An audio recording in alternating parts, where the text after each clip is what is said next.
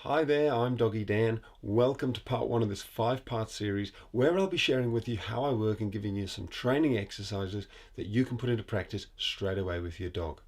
But first, a big thank you for giving me this opportunity. Okay, now in this first video, we're looking at the very common issue of dogs pulling on the leash. So let's get started by looking at some simple techniques and one of my favorite exercises that you can put into practice today. So here's a short clip from one of my consultations regarding a pulling dog. As you can see, she's a lovely little dog here, or medium-sized dog, and her owner is a guy called Zach, and he's a great guy. He's doing everything he can to stop this dog from pulling, but for those of you who have a pulley dog, you will know what it's like. It seems like nothing will stop them sometimes, and I wanted to show you this actually. This guy loves his dog. That is a real tattoo he's got on his leg of his dog here. That's true love. Now, first of all, I just wanted to point out that she's wearing a collar, and a collar is not a good device if you've got a dog who's pulling. They are very good when your dog is trained, but in the training stages, in the early stages, the learning stage, you don't want to be using a collar because, as you can see, as she pulls forward, Zach pulls backwards, and she just kind of leans into it. It almost encourages the pulling. If you think about it, it's how sort of a husky will pull a sled. You know, the sled is pulling back, and the huskies just keep driving forward. So it also causes, stress to the dog's neck. She's pretty pully? She's pretty pulling, man. She's pretty. Can you stop her pulling? Or she's pretty good there, but she just doesn't stop. Is that right? Yeah. She just keeps on going. So here's the main exercise I want you to practice. It's called the turn in front, with the emphasis being on the word in front. So keep a shorter lead, a bit of a shorter lead. Pull it in a bit. Now, what I want you to do, because that's good, turn in front of her and turn her around. Turn in front, that's it. Turn her around, that's good. And walk down the street this way a bit, sorry. Keep her on that side. And now turn in front of her again and turn her around again. That's it. Right, now that's good. Now walk a bit faster.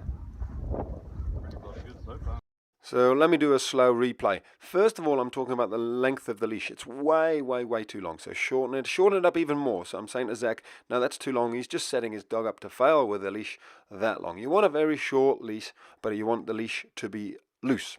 And here's the turnaround. So his right thigh goes across the face of the dog. You actually want to turn your dog's head in that situation, get their head to turn, and then you keep your dog in the same hand, sort of keep them on your right in this situation, turn the dog's head again there, beautiful turn.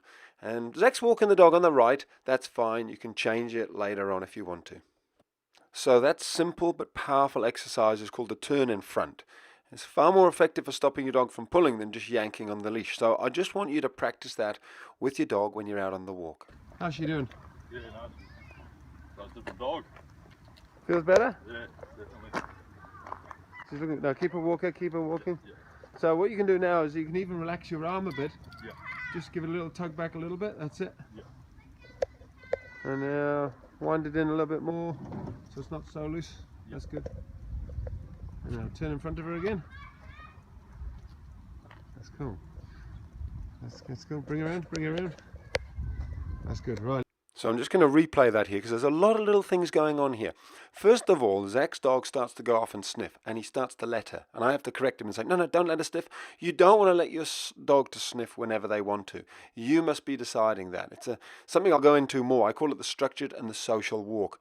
The other thing, though, is how long the leash is. Look, he's wound it in there a bit, but it's still too long. You see how long that leash is?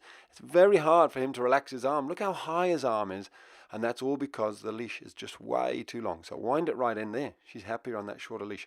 So what I thought I'd do is I'd just demonstrate what I mean by a very short leash. You know, I'm not doing anything different. I'm just got a much shorter leash. And when she pulls, I lift it up a little bit. But I'm going to turn in front here. And the powerful thing about turning is it says I'm in charge and I make the decisions. So what I'm going to do here is I'm going to turn in front of her. And there you go. Leash is probably a little bit long even with me there, but what you'll find is if you just watch me for a few seconds here and get the leash under your dog's chin, it helps them relax. You don't want it on that side, you want it under there, make it all comfortable for your dog, and you want to see if you can have your hand almost on your pocket. So if you watch, you should have a relaxed shoulder, a relaxed elbow, and a relaxed wrist. There, she's starting to walk nicely, and I'm speeding it up a bit. As soon as she's starting to pay attention though, I'm going to turn because I'm sort of saying, come on, I'm in charge, you follow me. I don't let her sort of lead me. And look, I've already almost moved from holding the leash to having it just balancing on my finger. And when you compare that to how she was just a couple of minutes ago, it's a huge change. And we've only been doing this for about 10 minutes or so. So some big changes there. And here we are a short while later. Her owner's come out to see what we're doing, how it's all going. And it's brilliant because before, she was actually struggling to walk her on the leash, but as you can see now, no trouble at all. They're working really well together. So let me just summarize what we've gone through. First of all, that very, very powerful but simple exercise, the turn in front. You turn in front of your dog like this, and that says to them, I'm in charge. Get back. Now, if you want to carry on going in the same direction, you obviously have to do 2 of those. That's beautiful. Now, the second thing is a short leash. You don't want a long leash. You want it nice and short, but loose, just like we have here. That stops the dog from being able to change sides and wander off and do their own thing. The third thing is you want to be able to have a nice relaxed shoulder, elbow, and wrist. So effectively, with that short leash, your hand should be able to relax nicely on your pocket.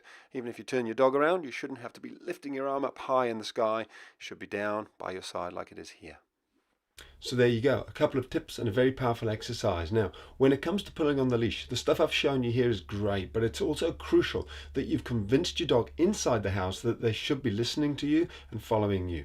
Because dogs who think they're in charge will always lead, and they lead from the front, not the back. Put another way, if they aren't obedient inside the house, you'll probably struggle outside on the walk, so bear that in mind. Now, in tomorrow's video, we're going to be working with a very, very cute little puppy named Jock, who's a lot of fun to watch, so make sure you tune in. Until then, take care and love your dog.